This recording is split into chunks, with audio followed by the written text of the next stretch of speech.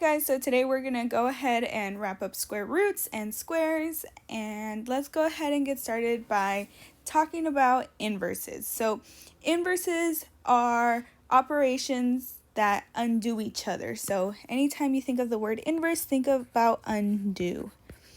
So multiplication undoes division, division undoes multiplication.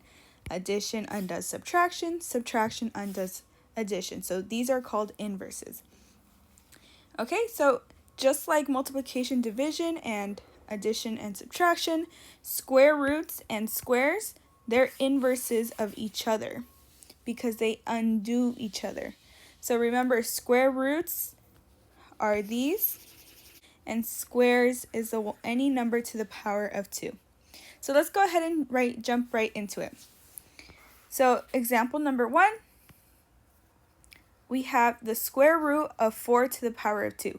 So since square roots and squares undo each other, that means that this square root and this square cancel out because they undo each other. So I'm just left with 4.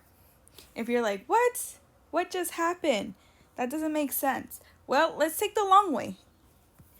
So my problem was 4 to the power of 2. Sorry, the square root of 4 to the power of 2.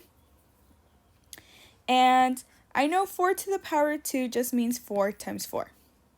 And 4 times 4 is 16. So the square root of 16 is 4. Okay? So look how I got the same answer, 4 and 4. Except this one right here is the long way, and this is the short way. Let's try that one more time. So we can read this as square root of 3 to the power of 2 or square root of 3 squared. Both work. So once again, this square root and this square cancel, and I'm left with 3. If you don't believe me, let's go ahead and write it out. This is the same thing as the square root of 3 times 3, which is 9. The square root of 9 is 3. And once again, I get the same answer. All right, let's move on to example number 3. What do you think the answer is here? Hopefully you said 9, because once again, this square root and this square cancel. Even though that this square is not on the outside, they undo each other. Remember, square roots is the inverse of squares, and squares is the inverse of square roots. So it doesn't matter.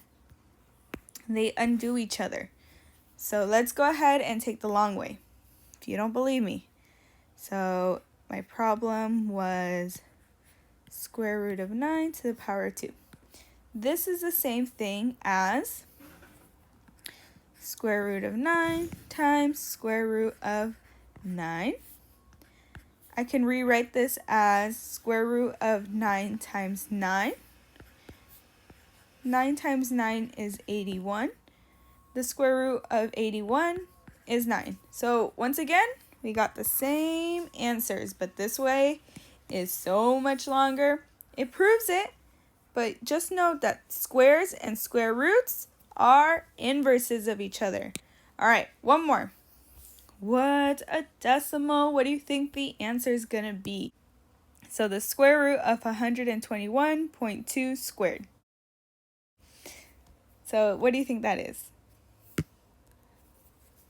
Once again, 121.2.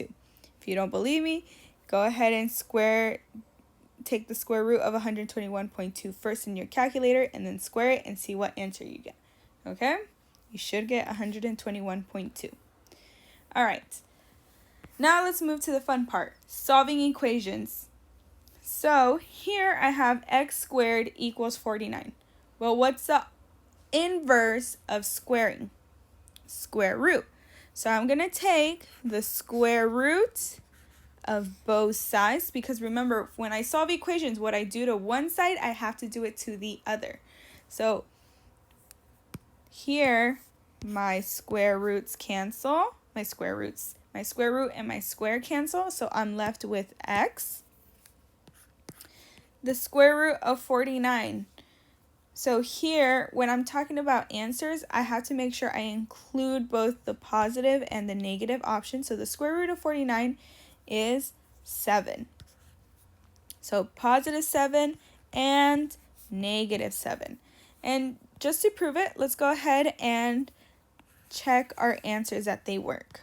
So my original was x squared equals 49. So if I substitute in positive 7, whoopsies, forgot my 9 in there. So if I substitute positive 7, 7 to the power of 2 is 49. So 49 equals 49. Yay, that works. All right, let's substitute in now my negative. So negative 7 to the power of 2, does that equal 49?